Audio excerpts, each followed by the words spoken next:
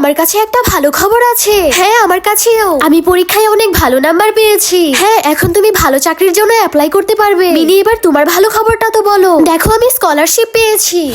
বেশি পরিশ্রম করলাম আমি আর রেজাল্ট ভালো হলো মিনির। আপনার কাজ আমার ভালো লেগেছে, আপনি এই কোম্পানিতে জয়েন করতে পারেন। আর ইনি তুই এখানে ম্যানেজার, আপনারা একে অপরকে চিনেন? ম্যানেজার মানে? হ্যাঁ ইনি আমি তোদের কোম্পানির ম্যানেজার। সব জয় কেন শুধু মিনিরই হয়? এনি এখন থেকে তুই এই বাসাতেই থাকতে পারবি। বাড়িটা অনেক বেশি সুন্দর, কিন্তু এত ভাড়া আমি কিভাবে দিব? আমার বাড়িতে তুই থাকবি, তোকে কোনো ভাড়া দিতে হবে না। এটা তোর বাড়ি? হ্যাঁ গত বছরই কিনেছিলাম। সে একটা বাড়ি কিনে ফেললো আর আমি কিছুই করতে পারলাম না। এনি তোমার পাশের বন্ধুটার সাথে আমাকে পরিচয় করিয়ে দাও। কি রে তোর বয়ফ্রেন্ড কি বললো? না কিছু না। শেষ পর্যন্ত কিনা আমার বয়ফ্রেন্ডও মিনিকেই ভালোবাসে। এর বদলা আমি নিয়েই ছাড়বো। বন্ধুরা পরবর্তী পর্বে তোমরা দেখতে পারবে এনি কিভাবে মিনিকে ঠকালো। পার্ট 2 দেখতে চাইলে ভিডিওটিতে লাইক সাবস্ক্রাইব করে কমেন্ট বক্সে পার্ট 2 লিখে যাও।